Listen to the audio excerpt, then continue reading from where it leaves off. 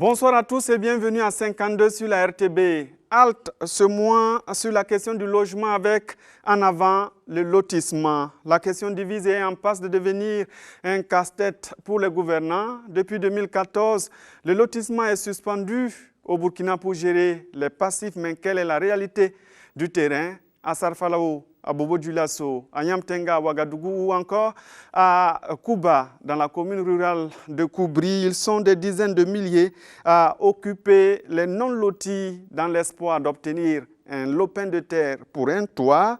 Le lotissement, l'autre mal du Burkina, c'est un grand reportage signé de Draman Dadian.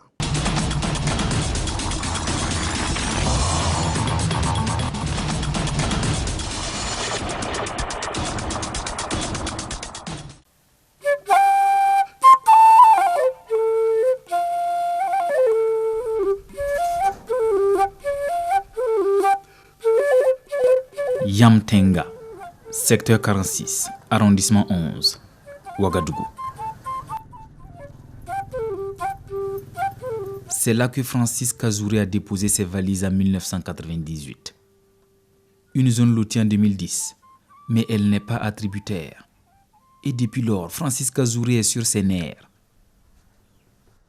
Moi, j'ai parlé jusqu'à devenir, j'ai gagné de tension. J'étais couché ici tous les jours, les gens viennent me regarder. À propos des bons gens que j'ai gagné des médicaments et puis je me suis levé. Sinon, mon pied et puis mon chemin est parti. À cause des maisons là seulement, parler, fatigué. Moi, j'ai vendu le riz à Zangouetin, 25, la viande 25, riz 25, viande 25, pour venir payer ça là.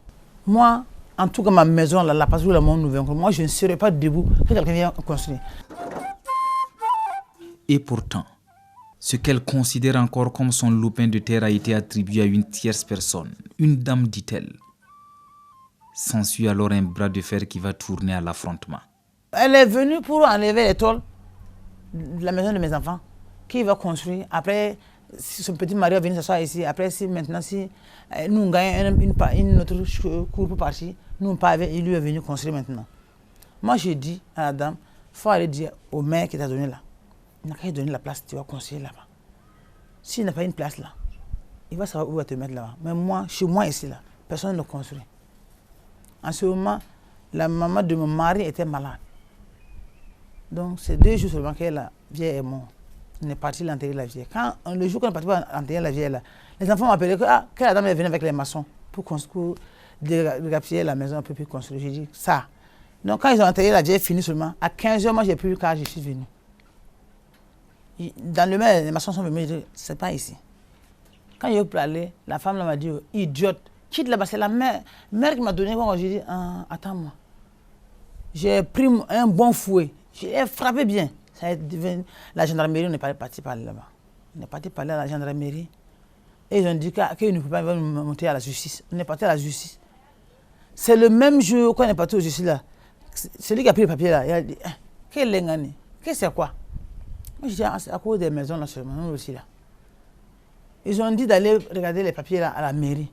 Le même jour que je suis parti à la mairie là, c'est moi et puis il y avait un peu le Diallo. Il est toujours là, il n'est pas mort. Hein. Il m'a accompagné ce jour-là, on est parti voir là. On est parti voir, mon numéro est sorti même. Le numéro est sorti, ils ont pris ça caché.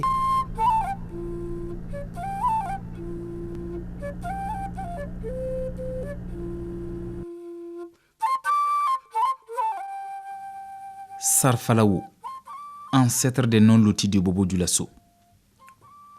Ce septuagénaire qui réside ici il y a environ 4 décennies est dans tous ses états. Ceux qui font du mal, là, est-ce qu'ils sont inquiétés? Ils ne sont pas inquiétés. Et la personne, il sait qu'il a fait du mal. Quelqu'un qui a fait du mal, s'il a inquiété là, on sent que ça, lui-même va savoir qu'il a fait du mal. Mais s'il n'est pas inquiété, chacun fait comme il veut. Voilà le pagaille venu dans ce sens-là. Entre colère et indignation, il pointe du doigt les élus locaux. Son nom ne figure pas sur la dernière liste des attributions de l'arrondissement 5 de Bobo-Dioulasso, malgré son statut de pionnier dans le quartier. J'ai payé ici en 1979 et j'ai construit en 1980 et je me suis déménagé. J'ai construit à peu près 26 toules et j'ai eu 3 recensements ici même Bon, jusqu'à présent, quand les noms sont sortis, et j'ai entendu que mon nom n'était pas sorti. Je suis allé demander à la mairie, on dit que moi je suis non-résident. Je me suis dit, mais c'est pas vrai. Combien de temps j'ai fait ici et je suis non-résident. Même ceux qui sont venus à la mairie aujourd'hui pour travailler, ils sentent que ceux-ci-là sont venus devant moi.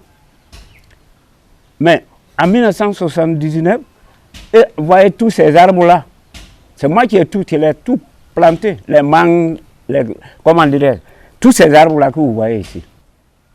Vraiment, ça décourage même les gens. Moi-même, ça me décourage. Mais tous les voisins qui étaient ici, j'étais découragé. Personne, puisque tous ceux sont venus trouver ici, tous ceux qui je vois comme des maisons là, sont venus me trouver ici. Parce que j'ai payé ici, en ce moment, il y avait quoi? C'est les arachides qu'on cultive ici, et souvent les milles. Autant de preuves, donc pas d'excuses qui tiennent pour lui refuser sa parcelle. Le vieux Milogo est convaincu qu'il y a deal dans les opérations de lotissement. Le problème de la terre est devenu vraiment mascara. C'est parce que ce qu'on met pour venir travailler là, s'il vient, et pour eux, ils ont eu leur commerce. Si je vends 20 parcelles, 40 parcelles, j'ai une voiture, je fais tout. Oh non, l'État ne vous fait pas venir vendre les parcelles. Il vous dit de venir partager aux gens. Je suis sûr que quelqu'un ne va jamais se lever, donner sa parcelle à quelqu'un, un Burkinabé qui vient déloger un Burkinabé, et je leur dis, c'est difficile. Ce n'est que la partie visible de l'iceberg, dit-il. Et pour cause, les habitants des quartiers non lotis ou nouvellement lotis sont depuis une décennie dans une logique de défiance vis-à-vis de l'autorité communale. Tous ceux qui ont construit de là jusqu'au fond n'étaient pas résidents du secteur. Il y a d'autres même qui ne connaissaient même pas où se trouve le secteur. Simple coup de téléphone te suffit pour avoir une parcelle. Par contre, celui qui est là, avec sa famille, plus de 40 ans, est là, soit disant qu'il veut péter l'opin de terre pour y habiter. Mais jusqu'à présent, vous voyez les femmes qui sont là. Il y a des veuves, il y a des orphelins, il y a des vieux qui sont là plus de 40 ans. Et rien.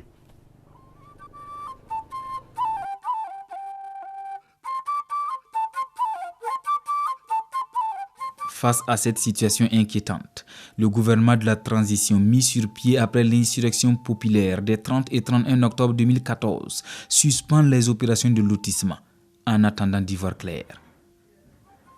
Après les élections présidentielles et législatives de 2015 qui consacrent le retour à l'ordre constitutionnel, la représentation nationale se saisit de l'affaire en juin 2016.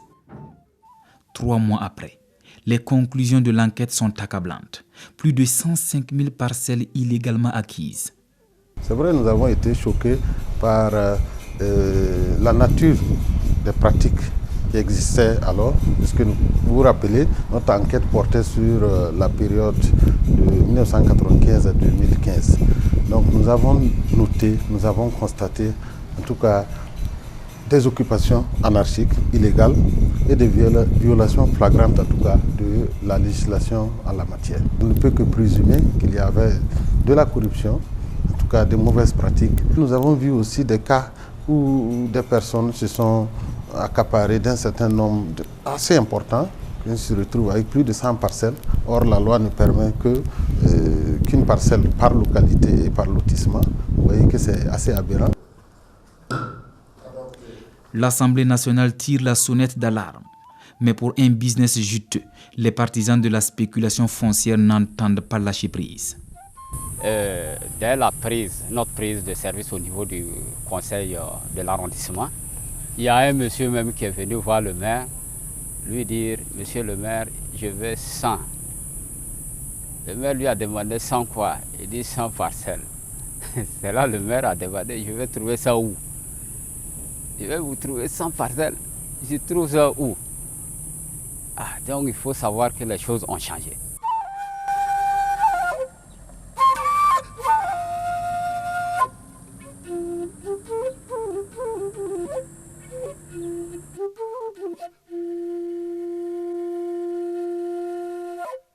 La solution par l'appurement du passif foncier urbain ou encore la restructuration des non-lotis comme réponse à la crise du logement sont des concepts flous aux yeux de Francis Kazouri. Vous allez voir que tous les riches vont rentrer ici encore avec les sacs là. Ils vont commencer à c'est comme ça. Nous on a tout vu ici. Hein? Même les jours qui sont venus, mon mari était là ce jour-là. Moi j'ai pleuré, mon mari a dit, même si on n'a pas ma patrie, moi je n'ai pas au village. Moi je suis ici. Moi, j'ai vu ici, là, 21 ans, 22 ans, là. Moi, je veux rester ici. Je ne pars pas au village. Que jeunes, quoi, et on fait, qu'en France, il y a des jeunes, quoi, là. Non, non, non. Non, quand on nous donne les parcelles, on est là, avec nos enfants. Moi, j'ai 6 filles. 6 filles et un garçon. J'avais 2 garçons. Le premier est mort. Il reste le petit, le Benjamin, là seulement. Aujourd'hui, si je ne vais pas le laisser, qui va lui donner à manger? Qui va lui donner la maison de dormir? Vous savez que le lotissement là c'est cher ici. Que l'État vienne l'aide à nous. Ils envoient des gens qui vont venir travailler correctement. Alors, ceux qui ont été pris par la route, et l'État vient, on va vérifier compte en compte, voir réellement ceux qui sont victimes dans le secteur. Le chef du gouvernement annonce la levée prochaine de la suspension des opérations de lotissement. Une nouvelle diversement accueillie dans les quartiers généraux des associations de défense du droit au logement. Comme le jour n'est pas arrivé, nous attendons. Ils disent qu'ils vont lever la suspension. Nous avons marché, nous avons dit que nous ne sommes pas pour la levée de la suspension. C'est parce qu'il y a eu des problèmes qu'on a suspendu les lotissements et les attributions et les constructions. Donc si vous dites que vous allez lever la suspension et puis vous ne nous dites pas quelles sont les solutions que vous avez trouvées et que nous puissions voir ensemble s'il faut les valider et pour que nous puissions aussi vous dire ce que nous pensons. Si vous les levez comme ça et puis des gens vont profiter, venir dire que maintenant on peut construire, mais c'est là qu'il y aura des affrontements. C'est évident. Donc qu'ils nous disent exactement quelles sont les propositions, quelles sont les mesures qu'ils ont mises pour, en tout cas, que même si à la levée de la suspension, qu'il n'y ait pas d'affrontements. Là, il n'y a pas de souci. Donc, nous les attendons, nous les observons, nous sommes là et nous ne sommes pas fatigués, en tout cas, pour lutter pour cette cause sociale-là. Pour nous, c'est une zone déjà lotie, avec des problèmes. Et le lotissement dont était inachevé. Il y avait une 3e liste qu'on attendait, cette 3e liste. Où est-elle? Cette 3e liste, c'était attribué à qui? Cette 3e liste, combien de parcelles comportait? Moi, je pense que les résidents réels qui sont là, avec tout ça, comme c'était inachevé, le problème là, le gouvernement pourra résoudre ça. Parce que celui qui dort dans la maison connaît de quel côté l'eau coule. Nous demandons au gouvernement de prendre au sérieux. Nous ne parlons pas des nouveaux lotissements. Ces nouveaux lotissements, ce sont des bombes en retardement qui sont sous-sol. S'ils ne changent pas de position ou bien de stratégie, ça serait la même chose. En attendant, des jeunes font la police. Les comités de veille se déploient dans toutes les zones litigieuses avec des missions bien définies. Ces jeunes patrouillent pour préserver le peu qui reste. Parce qu'on nous dit qu'il n'y a pas de terrain, il n'y a pas de parcelles à donner. Pourtant, nous voyons des réserves. Tout ça, c'est des parcelles qui sont vendues tout de suite. Et ces mêmes gens-là, on les pousse à mettre en valeur pour pouvoir, soi-disant, le langage qui dit que si on construit, on ne pourra plus retirer. Mais si nous nous asseyons dans nos maisons et que nous dormions, pendant que ce temps, ces gens sont en train d'occuper, qu'est-ce que nous, on aura? Nous déposons la question, mais nous ne sommes pas des Burkinabés ou nous sommes des Burkinabés. Donc c'est la raison pour laquelle nous nous sommes donné la force. Nous avons essayé de jouer notre propre sapeur-pompier. Celui qui vient et qui n'est pas dans les droits, puisque le gouvernement n'a pas autorisé de la mise en valeur. Dans les tests, il est dit que la suspension est là. Même les mises en valeur des terrains à usage d'habitation ne sont pas permis. Mais nous ne comprenons pas avec quel concours maintenant tout ça a été construit jusque bas. Vous voyez, tout le quartier a été construit. Si vous tournez derrière, vous allez voir même que certains, quand on parle des arrêtés, ils disent que c'est le maire qui a donné l'autorisation de venir construire. Nous avons pris un avocat qui nous aide vraiment sur tous les plans.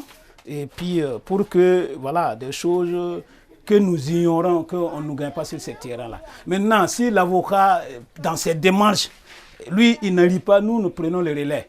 Voilà, parce qu'il faut voir la réalité des choses. Il faut voir l'opportunité. Est-ce que si nous allons dire comme ça, est-ce que qui va arranger une personne contre une masse, est-ce que c'est bon? Donc, voilà, ils disent que c'est les textes, chaque fois ce qu'ils nous disent. Le gars, c'est papier, il doit venir construire. L'avocat défend, il dit non. Nous prenons le relais. Mon ami, la justice a dit de venir construire. Ici, on ne construit pas. Et ça a toujours été comme ça. Nous avons eu des sites qu'on a avant l'insurrection. Il y a eu une descente sur un de nos militants. Ils sont partis. Ils n'ont pas pu le déguerpir. Sous la transition, il y a eu une descente aussi de la gendarmerie sur un de nos militants pour le déguerpir avec des huissiers. Nous avons, en tout cas, nous nous sommes opposés. Ils sont repartis. Donc c'est pour dire que ça va toujours être comme ça.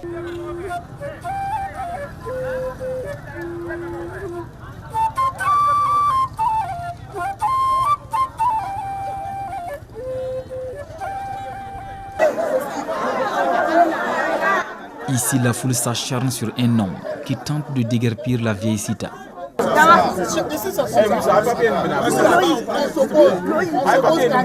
ce que le gouvernement lève la suspension sur les lotissements. Si la suspension est levée, vous voulez, c'est pas ça. Ko ngawuri ko ale yere bi cewle fe ale bi cere fe ka kuma ko bari na ale kuma na ne fe ale bi donne gasira ko cewle kana aka kuma ko papier bi da pani bare boro ale bora wo ka dugu de kana. Malgré ces documents en main, il est contraint de rebrousser chemin. Nous avons fait des cellules de résistance pour nous opposer à ce genre de pratiques-là. Nous nous opposons clairement à ce genre de pratiques parce qu'avant de lever la sanction, nous voulons même qu'on lève la sanction, mais qu'ils trouvent d'abord des solutions à ceux-là qui n'ont pas eu de parcelles. L'accès au logement est un droit au Burkina, mais hélas, vous voyez tout ce beau monde-là, c'est parce qu'ils n'ont pas eu. Actuellement, le débat sur l'accès aux fonciers urbains fait rage au sein de l'opinion publique. Chacun réclame sa part. Une forte demande qui oblige à repenser le logement au Burkina. La logique qui veut aussi qu'on continue à trouver une parcelle pour chaque Burkinabé, là, il faut qu'on se comprenne dessus. Ce n'est pas la bonne direction. On l'a dit, on l'a fait. Aujourd'hui, ce qui est important, c'est le logement. Ce qui est inscrit dans notre constitution, c'est le droit au logement pour les Burkinabés. C'est ce que l'État doit garantir. Ce n'est pas le droit à la parcelle. C'est très très important qu'on se comprenne parce que dans aucun pays au monde, on ne peut imaginer qu'on va trouver une parcelle pour chacun pour qu'il construise son habitation. Voilà la vieille, elle va aller où? À cet âge-là, elle va aller où? Hein? Elle va aller où? Mais, c'est-à-dire, elle est veuve. Elle va aller où? Avec les enfants là. Hein? Ils n'ont qu'à venir voir le problème réel même sur le terrain. Sans ça, sur le papier là, c'est comme ça qu'ils ont loti notre quartier là. Il y a des coins même, nous on sait qu'à la longue, c'est après ils vont venir dire que non, qu'on ne devait même pas habiter ici, inondation par-ci par-là. C'est ces problèmes là qui vont venir. Puisque c'est des lotissements dans les bureaux. On a toute une période où justement on a cru ça. On a fait des lotissements à tour de bras. À tour de bras. Dans toutes les communes du Burkina. Mais à l'arrivée, il y a quoi? Les logements ne sont pas sortis, les habitations, ça n'a pas amélioré du tout les conditions d'habitation des gens. Donc, continuer à faire croire aux gens encore qu'il faut trouver une parcelle à chaque Burkinabé, je crois qu'il faut qu'on se comprenne et quitter de cette logique-là. Et aujourd'hui, l'ambition, c'est 40 000 logements. Et en rappelant ça aussi, il faut le mettre en relation avec les besoins réels. Parce que les études indiquaient déjà pour la création de la Banque de l'Habitat qu'il fallait autour de 15 000 logements par an à Ouagadougou pour pouvoir suivre le rythme des besoins en logement des populations. On devait construire 15 000 nouveaux logements par an. On n'a pas pu le faire.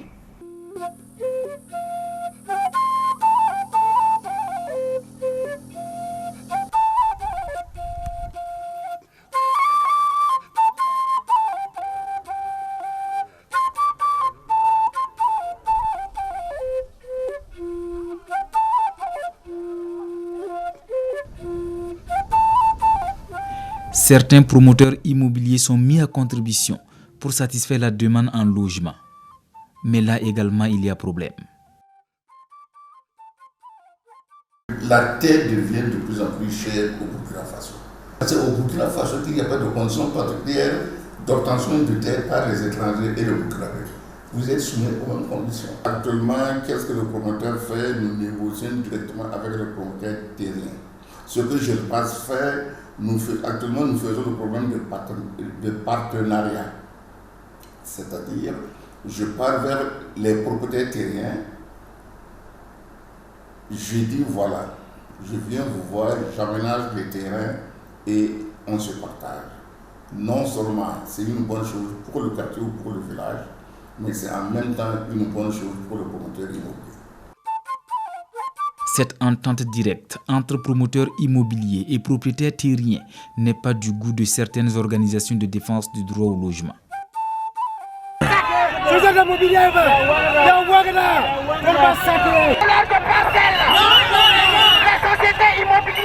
Les biensements se situent à l'endroit où certains promoteurs n'ont pas pu d'abord affiner les ententes et où certains habitants ne connaissent même pas le rôle de promoteur immobilier. On croit que nous venons pour prendre la terre des gens, or nous ne pouvons pas. Tant que le propriétaire terrain ne nous propose pas un terrain, nous ne pouvons pas acheter. La rue crie régulièrement son ras-le-bol à Ouagadougou et à Bobo-Dioulasso. Deux villes à problème en matière de logement selon ces manifestants qui dénoncent l'accaparement des terres par les promoteurs immobiliers. Même l'État s'en offusque. Je n'ai pas peur de dire cela parce que on a voulu la promotion immobilière, ce n'est pas pour avoir ces résultats-là. C'était pour que des opérateurs soient capables de réaliser des logements de qualité, mettre à la disposition des populations. Ce n'est pas de mobiliser des terres pour faire de la spéculation foncière. Un promoteur qui vend des parcelles aujourd'hui, il fait de la spéculation foncière, il ne fait pas de la promotion. Il ne fait pas de la promotion. Un promoteur qui vend des parcelles ne fait pas de la promotion immobilière. C'est de la spéculation foncière. Ce n'est pas ça. On n'a pas fait la loi sur la promotion pour avoir ce résultat-là. De plus, la promotion se fait là où les documents de planification l'ont prévu. Dans une ville, chacun ne va pas mobiliser les terres où il veut dire que je fais la promotion immobilière ici. On a des schémas directeurs sur l'ensemble de nos capitales régionales, Ouaga, Bobo, toutes les capitales aujourd'hui, qui indiquent où on doit faire justement ce genre d'activité. Mais l'autorité est fâchée. Franchement dit, ça me pose beaucoup de questions. Il y a une loi portant l'organisation des entreprises immobilières. Dans la loi, on n'a jamais permis que quelqu'un puisse aménager des parcelles, une entreprise immobilière puisse aménager les parcelles et puis les attribuer aux gens. Mais il y a des sanctions qui sont prévues. Pourquoi l'autorité ne parle pas directement aux sanctions? Combien d'entreprises immobilières? Ils ont occupé près de 2700 hectares, rien que dans la ville de Ouagadougou. 2700 hectares. Cependant, avant l'appurement du passif, avant même les enquêtes parlementaires, l'autorité sait très bien qu'il y avait de vastes terrains à Ouagadougou. Malgré cette loi, l'autorité s'est tue et les entreprises immobilières sont en train d'occuper les terrains. Ils disent qu'ils ne sont pas au courant. Un vide que le gouvernement tente de combler avec un projet de loi portant expropriation pour cause d'utilité publique et indemnisation des personnes affectées par les aménagements et projets d'utilité publique ou d'intérêt général au Burkina Faso. Projet de loi voté à l'unanimité par les députés ce 3 mai 2018, au moment où nous bouclons ce reportage. Et seul l'État et les collectivités peuvent exproprier. Si un promoteur privé veut exproprier des superficies, il faut qu'il fasse, la procédure soit entamée soit par l'État ou les collectivités pour que tous les avis, parce qu'il y a des enquêtes environnementales et sociales, donc il faut que tout le processus là soit entamé et que l'État, la structure chargée des domaines, déclare que effectivement le promoteur privé dans le projet qu'il est en train d'initier est d'utilité publique, ou la collectivité déclare que le projet est d'utilité publique. Il y a un processus. Ça veut dire que désormais on ne peut plus aller exproprier des populations sans passer par ce processus-là. Cette nouvelle disposition réjouit Seydou Traoré, pour celui-là qui fait de la consultation foncière depuis une vingtaine d'années. Voilà sa recette pour désamorcer la crise du logement et du foncier urbain. Est-ce que vous croyez que c'est normal qu'une seule entreprise puisse avoir 400, 600 hectares pour aménager? Entre nous, c'est pour aménager quoi? Il faut qu'on se dise la vérité. Mais ils peuvent discuter avec eux et puis diminuer. Ça, c'est faisable. Puisque beaucoup, on ne les a pas donné l'approbation. Et même si on a donné l'approbation pour des raisons d'utilité publique, que l'État les permette aussi d'envoyer ces terrains, l'État aussi peut, en tout cas pour des raisons d'utilité publique, couper vraiment les hectares qu'ils en ont. L'État peut le faire. Est-ce que vous comprenez? En dehors de Ouagadougou, dans les communes rurales, il y a plein d'espaces. Kouba, dans la commune de Koubri. L'espace disponible est désormais la propriété privée des sociétés immobilières. Pour un témoignage, ce résident réclame l'anonymat car la zone est risquée et les affrontements devenus légion entre autorités et résidents de la zone non lotie de Kouba. Parce que présentement, nous sommes dans l'ignorance totale. Après la manifestation, bon, il n'y a plus rien, tout est calme. Donc chacun est méfiant. Bon, quand tu vis dans un environnement où chacun est méfiant de l'autre, ça c'est pas intéressant. Moi je vais à la retraite bientôt, je suis dans les non-lotis. Bon, qu'est-ce que je vais devenir? Je ne sais pas. Donc mes mains sont entre les mains de Dieu. Voilà pourquoi je me suis réfugié à Kouba en attendant d'avoir une parcelle. Je n'ai jamais eu une parcelle dans ma vie. Peut-être pas pour maintenant. Le foncier urbain devient de plus en plus inaccessible aux petites bourses.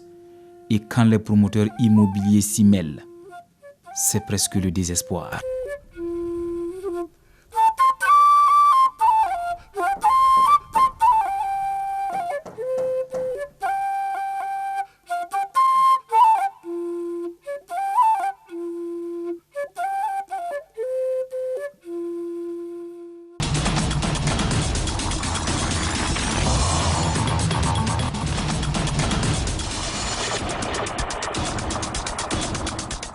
On imagine que le climat doit être assez tendu au sein justement de ces zones où vous êtes partis. Oui, c'est là, j'apprends que depuis le 12, le climat est tendu dans les non-lotis.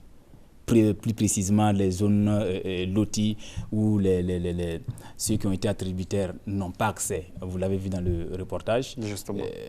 Parce que vous pouvez avoir votre propre parcelle, bien reconnue, avec vos papiers, comme ce qu'on a vu avec ce monsieur et cette vieille-là, Bobo. Oui. Vous n'avez pas la possibilité d'investir sur votre parcelle. Vous voyez dans la vieille Cita Cissé, j'étais de passage. Et puis je faisais la ronde du quartier pour voir là où on peut avoir les images et je suis tombé sur la scène. Et oui, la foule qui s'acharnait sur un monsieur, bon, il a demandé... La chance de reporter. Oui, il a demandé l'anonymat, mais bon, que faire? La foule s'acharnait sur lui, il est venu avec un tas d'agrégats, on lui dit de ramasser. Et la vieille pleurnichait presque, et tout de suite, puisque le comité de veille est vraiment alerté, on a pu sauver la vieille, et c'est là qu'elle a retrouvé son sourire. Mais les habitants des quartiers non lotis ou des quartiers des zones litigieuses veulent qu'on leur parle de comment on va préparer cette suspension-là. Ils veulent avoir la certitude qu'ils auront leur parcelle, même s'il y a quelque part dans le reportage, vous l'avez suivi, c'est l'accès au logement qui est un droit et non l'accès à la parcelle. Alors, est-ce que c'est facile dans ces conditions-là de contacter les personnes que vous avez interviewées ou il y a par moment des réticences? Mais pas de réticence du tout. Pas de réticence, les gens sont très ouverts, comme je vous l'ai dit. Les gens veulent parler. Il manque d'espace pour pouvoir exprimer leur colère. Et quand ils apprennent que vous êtes intéressé par la question, on vous déverse tout. Parce que ce monsieur de Bobo, par exemple, qui dit être installé depuis 1980. 60, il a acquis son lopin de terrain en 79. Il a pu construire ses 26 tôles en 80. En 1980, il a déménagé dans le quartier. Et près de 40 ans, on lui dit qu'il n'est pas résident. Vous comprenez que monsieur Milogo, le vieux Milogo, ne peut pas comprendre cette situation-là. Et tout de suite, pour lui, ils disent que c'est les mêmes autorités communales qui sont revenues aux affaires. Donc, il ne s'attend pas à grande chose. Et malgré son âge, il est très actif très actif au niveau de son association, qui est l'association de Gougara. Et il doit avoir beaucoup d'associations, justement. Oui, beaucoup d'associations. Vous allez voir des comités. Il y a des associations, mais à côté de ces associations, il y a des comités de veille. Vous l'avez vu dans le reportage, il y a la Ligue des jeunes, il y a des sociétés, des comités de veille, beaucoup d'associations dans le même quartier qui veillent. Et chaque jour, ils font la patrouille pour il peut y avoir des incidents aussi. Oui, régulièrement, il y a des incidents, comme ce qu'on vient de présenter. Heureusement que la personne pris à partir a tout de suite décliné l'offre et qu'il est parti. Merci à vous, Dramane Dadian, d'être venu sur le plateau de 52 nous parler de ce reportage. Donc, le lotissement, l'autre mal du Burkina. Nous vous attendons sur ce plateau avec un autre sujet, vivement le mois prochain. Assurément.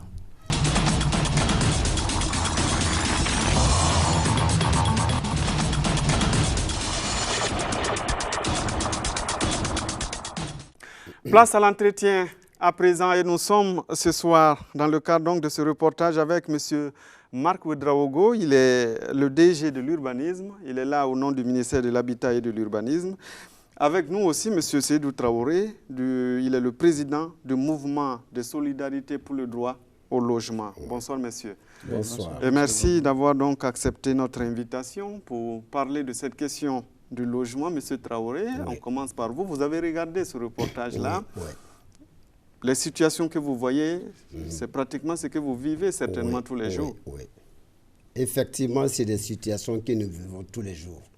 Et c'est un grand problème que je profite effectivement vraiment demander aux autorités de s'y référer chaque fois au texte vraiment voté pour qu'on puisse avancer.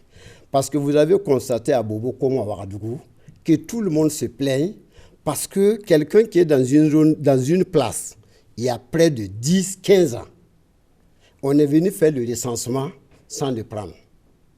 Ou il y en a même qu'on a recensé et effectivement il est sur la liste, mais après, là où il vit même, il y a quelqu'un d'autre qu'on va donner.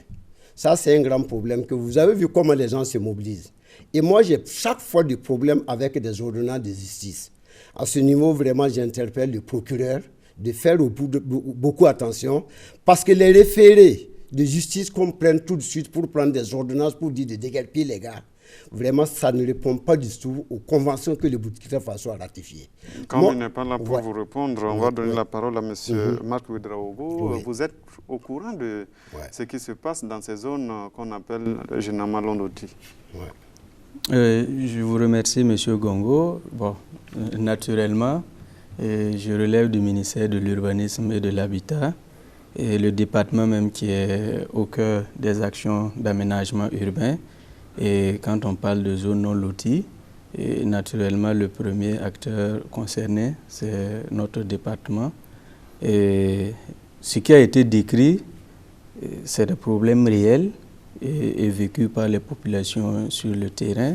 Quand vous prenez les situations où un résident se voit un matin réclamer son terrain par une tierce personne.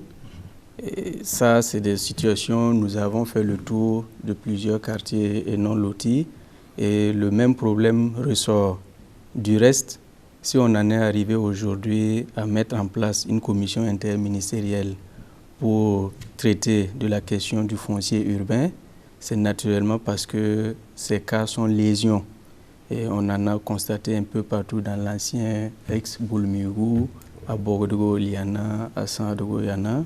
Mais nous avons échangé avec ces populations et on les a rassurés que la commission qui a été mise en place a pris en compte pas mal de ces préoccupations et des pistes de solutions ont été proposées dans le rapport qui a été déposé récemment. Alors, quand on regarde ce reportage-là, un monsieur comme Seydou Milogo de Bobo Dioulasso, qui dit être installé à Sarfalo depuis 1980, il a acquis sa parcelle en 79, 80 installés, mais jusque-là, n'a pas eu droit à la parcelle parce qu'on lui dit qu'il n'est pas résident. Quels sont les critères pour pouvoir justement bénéficier d'une parcelle lorsque vous êtes dans un non-loti? La parole à qui veut la prendre. Sinon, effectivement, dans un processus de lotissement, c'est dit dans la RAF de 1986, au temps où la terre appartenait à l'État. C'est bien dit que dans un processus de lotissement, il faut commencer à recenser le propriétaire terrain et ses enfants à l'âge de 16 ou 18 ans. C'est bien dit clairement. Ensuite, on recense rien que les résidents réels. Après, ceux qui l'ont construit et qui ne résident pas là-bas, après les demandeurs. Mais les autorités locales ont laissé tomber tout ça. Ils préfèrent aller attribuer à un demandeur. Si on dit que c'est un business, on nous dit qu'il faut amener les preuves. La loi est claire. Vous butez la loi, vous partez prendre les parcelles attribuées à des demandeurs. Et lorsque ça va arriver en justice, le juge te dit que lui, là, il n'a pas un papier. Quand on dit au juge, est-ce que c'est vous qui avez fait l'attribution? Vous comprenez que c'est un problème. Alors que le juge, au lieu d'aller voir la loi même, qui donne le processus de lotissement, il ne regarde même pas dans la RAF. La RAF, c'est une loi qui a été votée par les députés. Les juges ne regardent même pas ça. Ils disent aujourd'hui, compte tenu que lui, là, il a une attestation, par exemple le cas de Minero, il n'a pas de papier. Il y a quelqu'un qui va venir avec une attestation pour dire « Ah, moi, on m'a attribué ». Mais ça, c'est illégal. Ça bute même les conventions que le Burkina Faso a. Mais à qui la faute? À l'autorité ou bien à M. Milogo? Ce qui est sûr. Mais c'est à l'autorité la faute. La personne qui vient avec ses papiers, oui, ça, le juge ne regarde que les papiers très bien pour savoir... parce que ça me touche à cœur. Oui. J'ai des problèmes souvent avec des juges. Le problème du cas de Milogo, c'est quoi? Est-ce que ça, c'est la faute du juge? Le juge ne regarde que les preuves de l'attribution. Vous voyez, dans ce pays-là, c'est des juristes qui confectionnent les lois. On se dit les 4 vérités. Moi, les juristes appliquent les lois que le législateur confectionne. Mais c'est les juristes aussi qui confectionnent les lois. C'est un juriste. Ils ont les mêmes niveaux de compréhension que le magistrat qui est assermenté. Moi, j'aurais souhaité que le magistrat sorte d'abord pour voir la légalité de ce document. Si vous restez dans les 4 murs, effectivement, si vous allez baser sur un document, mais bon, les magistrats ne sont pas sur ce plateau pour vous répondre. Oui. Nous allons passer la parole à M. Ouedraogo. Sur le même sujet, et il faut dire qu'il y a des réalités qui sautent aux yeux aujourd'hui. Oui. Et le problème est vraiment réel. Oui. Sinon, nous avons de bons textes. Oui. Quand vous vous référez à la RAF de 96 qui a été abrogée par la RAF de 2012, les critères d'attribution quand on parle de RAF, c'est réforme agraire et foncière. Réorganisation agraire et foncière. Les critères d'attribution sont tellement clairs et objectifs qu'en principe, bien appliqués, on ne devrait pas avoir des difficultés. Mais il se trouve qu'il y a eu souvent des écueils dans l'application de ces textes-là. Du reste, nous avons, avant la suspension de 2015, vous vous souvenez qu'en 2011, il y avait eu une suspension des opérations de lotissement.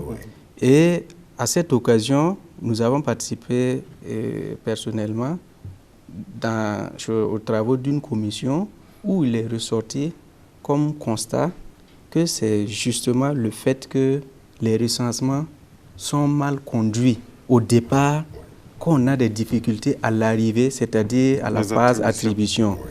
Mais il faut quand même mettre un bémol dans ce qu'on a constaté. Il faut peut-être reconnaître que c'est parce que le processus d'attribution des zones aménagées, le processus n'est pas arrivé à terme.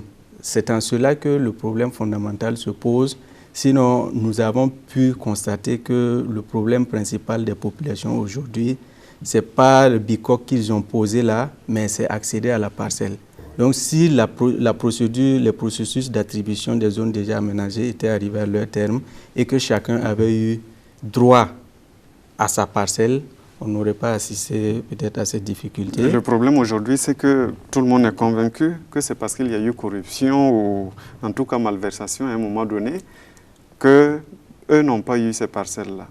Et donc, c'est ce qui les révolte davantage lorsqu'on suit les témoignages dans ce reportage-là. Bon, vous savez, en la matière, on ne peut pas affirmer ce qu'on n'a pas vu ou constaté, mais on ne peut pas non plus nier parce qu'on n'est pas au-devant des choses au quotidien pour se rendre compte que quelqu'un a corrompu quelqu'un. Mais tout ce qui se passe en violation des textes peut laisser croire qu'effectivement, il y a eu corruption. Voilà. Comment faire aujourd'hui, justement, pour gérer ce problème? On a parlé à un moment donné d'apurement du passif du foncier. Donc, aujourd'hui, comment ça se passe? Bon, aujourd'hui, vous l'avez constaté, même les gens jusque-là attendent que lorsque l'appurement du passif, on va commencer vraiment à appliquer les recommandations, que la commission sorte sur le terrain et puis voir l'emplacement de ceux-là qui se plaignent, qui sont là 15 ans, 20 ans et qui n'ont pas eu. Effectivement, nous tous, nous acceptons cette recommandation. Lorsqu'on va sortir sur place, on va trouver un magistrat même qui a eu la parcelle à la place de quelqu'un qui est là 20 ans et on va l'interpeller. Où vous étiez pour avoir cette parcelle?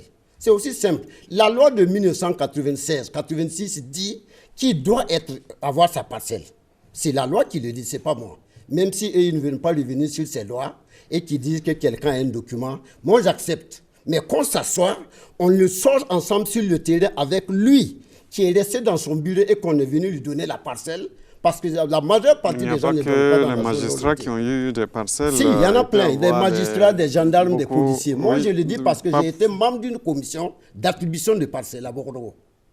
Et j'ai revendiqué, j'ai sauvé beaucoup de gens qui étaient dans cette situation. D'accord. Monsieur Ouedraogo. Je pense que le ministère a une longueur d'avance par rapport à comment régler ses préoccupations. Hein. Ouais. Et si vous regardez déjà depuis un certain temps, les recensements classiques auxquels se livraient les acteurs, et on n'est plus dans ce registre-là aujourd'hui. Et nous ne recensons plus des individus, mais nous recensons des propriétés. Si nous arrivons sur le terrain, et on ne dit pas toi tu as construit ou toi tu as construit, non. Où est ton espace? Ça, tout commence par là. Et en tant que tel, c'est infaillible parce que c'est avec des coordonnées géographiques, des appareils, on prend les limites et on vient spatialiser. Si tu viens, tu veux mentir, entre griffes, on va te suivre, mais tu vas te rendre compte que quand on va prendre tes coordonnées, ça va aller se superposer sur la propriété de quelqu'un, sans compter que même si l'espace ne t'appartient pas, tu ne peux même pas avoir le courage d'aller monter l'espace de quelqu'un d'autre que ça t'appartient. Donc c'est déjà ça un aspect pris en compte par le ministère pour traiter les questions qui naissent souvent des recensements. En plus de cela, nous avons dit, et ça c'est en vue des restructurations prochaines que nous envisageons, nous allons associer les populations à travers les organisations de la société civile crédibles dans les phases d'attribution. Dans tous les cas, il y a des textes même en préparation dans ce sens pour prendre en compte ces préoccupations parce que nous estimons que si tous les acteurs sont sur la table de travail et que malgré cela, il y a des irrégularités, tout le monde sera responsable à ce moment, personne ne pourra accuser l'autre parce que ce serait rendu complice par son silence ou par ses actions contraires au texte. Voilà. Alors, la question aussi, quand on voit une dame comme Francisca Zouré, qui dit « la patrie ou la mort nous vaincront », personne ne va la déplacer de ce site, sachant que, comme beaucoup d'autres, ce sont des gens qui sont des propriétaires légaux, qui ont des papiers, qui veulent résider. Comment on gère justement la situation de ces personnes qui ont légalement acquis ces espaces? Bon, légalement, il faut d'abord vérifier que c'est légalement, c'est ce qu'il disait tantôt, parce qu'il nous est revenu également, ça c'est à l'occasion de nos sorties terrain aussi, que le total de parcelles qui étaient restées a bougé en termes de nombre et que certains se seraient rendus complices de faux papiers pour s'attribuer des terrains. Donc tout ça, c'est à vérifier et ça a été pris en compte par le rapport de la commission interministérielle qui demande justement que ces documents-là soient vérifiés avant l'application sur le terrain. Dans tous les cas, je pense qu'il y a des adaptations possibles. Dans tous les cas, si on arrive sur le terrain, X est déjà installé. C'est avéré par des témoignages ou par des vérifications multiformes que l'intéressé y réside depuis le démarrage de l'opération de lotissement. Il peut être procédé au remplacement, par exemple, de la parcelle de celui qui tient le papier ou en tout cas une forme de compromis peut être trouvée pour résoudre définitivement ces situations-là. Justement, pour résoudre aussi, est-ce qu'il ne faut pas à un moment donné repenser même cette politique de logement qu'on a actuellement qui consiste à dire qu'il faut que chacun ait une parcelle? Naturellement, je pense que c'est ce bataille-là aussi qu'il faut arriver à remporter. Et pourquoi je dis cela? Parce que c'est installé dans les habitudes des populations qu'il faut avoir sa parcelle. Alors que du point de vue de notre loi fondamentale, la Constitution, il n'est écrit nulle part que quelqu'un a droit à une parcelle. Donc l'État doit mettre en place l'environnement pour favoriser l'accès au logement décent. Nous sommes résolument tournés aujourd'hui vers cela. C'est pourquoi vous entendez parler du programme 40 000 logements socio-économiques. C'est un ambitieux programme. Et du reste, dans le cadre des opérations de restructuration, il est envisagé une composante construction de HLM pour contribuer justement à reloger les populations. Voici les batteries de mesures. Mais l'autre pan de cette bataille-là, c'est la sensibilisation, les changements d'habitude. Parce que nous avons, par exemple, en 2007-2008, fait la campagne de souscription pour le logement, initialement le programme 10 000 logements sociaux. Il est ressorti dedans la proportion de population, par exemple, qui veut résider dans les HLM. Bon, c'est réduit par rapport à ceux qui veulent des maisons pavillonnaires, alors qu'il va falloir, c'est une nécessité impérieuse si nous voulons penser développement urbain durable, parce que la terre n'appartient pas qu'à nous seulement, c'est pour nos enfants, c'est pour nos arrière-petits-enfants, c'est pour la génération à venir, et il va falloir rationaliser l'espace dès aujourd'hui. Vous, M. Traoré, vous qui rencontrez et discutez avec ces populations-là tous les jours, est-ce qu'il n'y a pas à retravailler les mentalités des gens? Parce que quand on voit les revendications qu'on fait, c'est « je veux ma parcelle ». Est-ce que les gens aujourd'hui, culturellement, sont conditionnés à habiter dans des bâtiments communs? Bon, ce qui est sûr dans un pays, là où je suis d'accord avec pour qu'on récompense la politique, on révise la politique effectivement du logement. Et là aussi, depuis que nous luttons, nous travaillons sur la base des textes qui sont posés. Et c'est en fonction de ça qu'on a toujours revendiqué les droits socio-économiques des personnes. Si aujourd'hui l'État doit repenser la politique du logement, il faut prendre des textes et puis les vulgariser, sortir, communiquer pour que les gens comprennent qu'à partir de maintenant, la ligne pour avoir un logement décent, c'est ça. Sinon, si vous avez toujours laissé et puis continuer avec les pratiques d'antan, mais les gens vont toujours les revendiquer. Puisqu'ils sont nés, ils ont trouvé que tout le monde a accès à une parcelle. Ils ne comprennent pas que du coup, on vient leur dire que c'est un logement. Effectivement, depuis longtemps, autant de choses passées, la Constitution a reconnu le droit à un logement décent. Effectivement, si effectivement le ministère arrivait à construire des HLM, arrivait vraiment à construire des maisons, mettre en location, ça va diminuer un temps soit peu, effectivement, le droit à un logement décent. Mais il faut repenser effectivement avec des textes clairs pour que les gens comprennent qu'à partir de maintenant, si tu es dans la zone non lotie, tu ne peux pas croire que tu vas avoir une parcelle. Par exemple, la restructuration, ce sont des textes. Ils n'ont qu'à aller faire comprendre à la population que désormais, il n'y a plus de lotissement comme ça. On va faire la restructuration avec des textes. Bon, pour ceux, il y aura toujours des gens pour aller dire qu'ils ne sont pas d'accord. Mais dès qu'il y a une loi ici, vous êtes obligés de respecter les textes. Donc voilà en gros ce que moi je peux donner. Sinon, beaucoup de gens sont d'accord avec la restructuration. Beaucoup de gens ne comprennent pas la vie des HLM. Mais même ceux-là qui vivent dans les autres pays, ils ne connaissaient pas la vie des HLM. C'est parce qu'on a trouvé... Voilà. Donc aujourd'hui, il faut effectivement aller dans ce sens et puis vraiment appuyer avec des textes et des communications venant des autorités et vulgariser les textes pour que les gens puissent y adhérer. Voilà. Alors, le dernier point qu'on va évoquer dans le reportage, c'est la question de l'expropriation foncière. Et ce qui est pointé du doigt ici, c'est beaucoup plus les sociétés immobilières. Oui. Alors, aujourd'hui... justement, dans le reportage, on l'a mentionné, que l'Assemblée vient d'adopter un texte, mais le problème qui se pose, c'est l'application sur le terrain. Ceux qui ont déjà acquis ces superficies, ces espaces-là, qu'est-ce qu'on en fait? Bon, peut-être, je ne sais pas si j'ai bien compris la préoccupation. Bon, déjà sur la loi qui vient d'être votée, il faut saluer l'adoption de cette loi.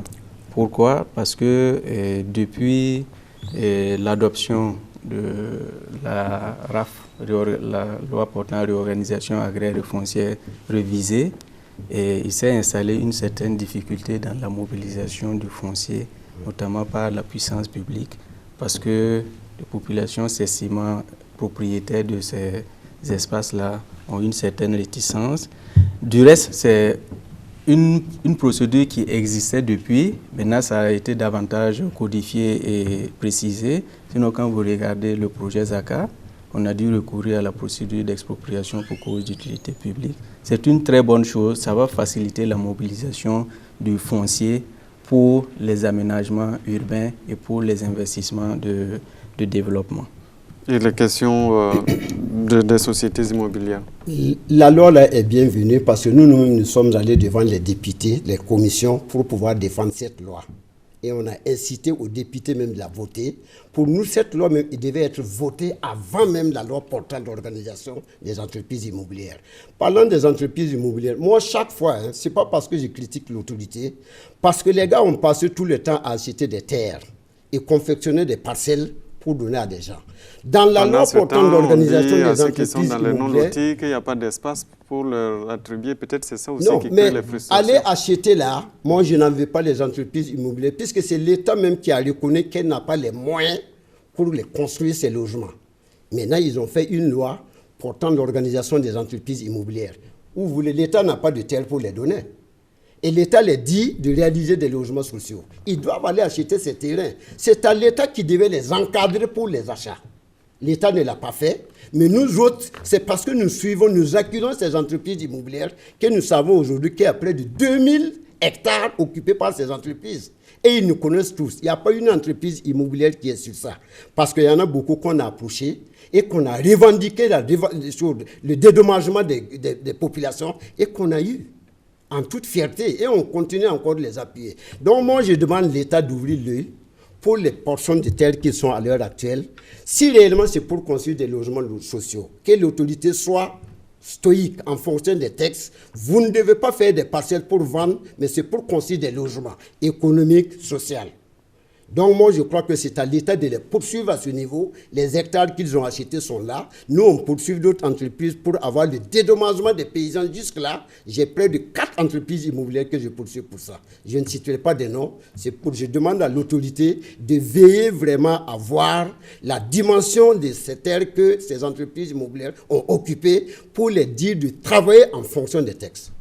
Oui, en fait, il y a des précisions qui s'avèrent utiles vis-à-vis de l'opinion par rapport à l'activité de promotion immobilière. Ouais. Déjà, l'accaparement des terres, au terme de la nouvelle loi portant RAF, voilà. C'est avec forcément la complicité des propriétaires terriens, celle-là même qui se plaint, la population, celle-là même qui se plaint que les promoteurs s'accaparent de leurs terres. Du reste, vous avez dû voir des sorties médiatiques où des propriétaires terriens ont dit ouvertement ce sont nos espaces, nous les avons donnés aux promoteurs immobiliers, quel est le problème des autres. Donc ça déjà c'est bien que les uns et les autres le sachent. Maintenant, quand on crie à l'accaparement, c'est vrai que la course est effrénée vers la mobilisation du foncier, mais il faut mettre une certaine nuance.